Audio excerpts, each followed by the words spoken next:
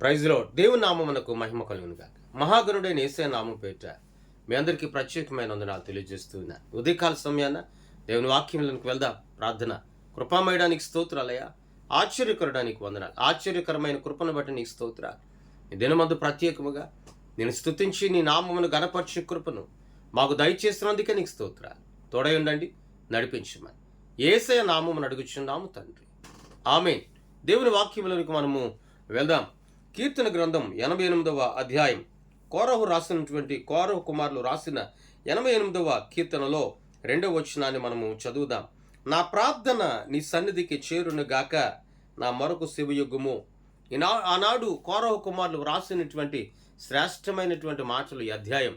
వారిలో ఉన్న దుఃఖం, వారిలో ఉన్న బాధ, వారిలో ఉన్న విచారం గురించి చెప్పబడుతున్న అధ్యాయం. వారు ఎన్ని కష్టాలు అనుభవించారు, ఎన్ని మార్లు వారు పడి లేచారు, వాటిని గురించి చక్కగా వ్రాయబడి ఉంది. అందుకే అక్కడ అంటాడు, నా ప్రార్థన ఆయన సన్నిధికి చేరునుగాక అన్నాడు. నువ్వు చేయుచున్న ప్రతి ప్రార్థన ఆయన సన్నిధికి చేర్చబడుతుందన్న సంగతి ఏనాడు కూడా నువ్వు మర్చిపోవద్దు. మన జీవితంలో మనం అనుకుంటాం, ప్రార్థించినప్పుడు కార్యం జరగకపోతే, ప్రార్థించినప్పుడు సమాధానం రాకపోతే, ప్రార్థించినప్పుడు మనకు విడుదల కలగకపోతే మనం అనుకునేది ఏమిటి అంటే, నా ప్రార్థన దేవుడు ఆలకించలేదు. ఆలకిస్తూ ఉన్నాడైనా. ఆ ప్రార్థన ఆలకించుచున్న దేవుడు నేను చేయుచున్న ప్రార్థన అంగీకరించాలి అంటే సత్యముతో నింపబడిన సంపూర్ణమైనటువంటి దేవుని వాక్యం మన బ్రతుకులో ఉండాలంటే. నేటి దినమందు ఎందరో ప్రార్థిస్తూ ఉన్నారు, అద్భుతాలు పొందుకుంటున్నారు. ఎందరో ప్రార్థిస్తూ ఉన్నారు, ఆశ్చర్య కార్యాలు కన్నులారా వారు చూస్తూ ఉన్నారు.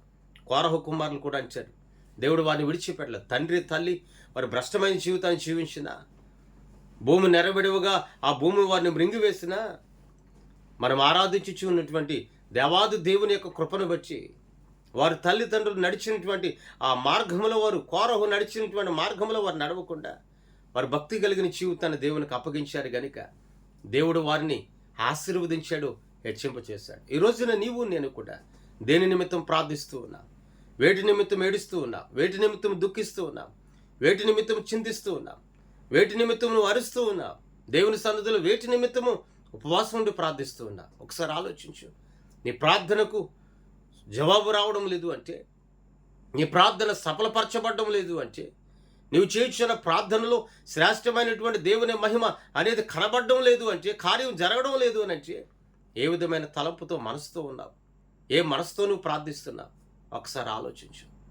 ఈనాడు నా దేవుడు సెలవిచ్చుచున్న మాట, ఎందరూ విడిచిపెట్టినా, ఎందరూ మరిచినా, ఎందరూ త్రోసివేసినా నా దేవుడు అన్నడు నిన్ను నన్ను త్రోసివేయలేదు.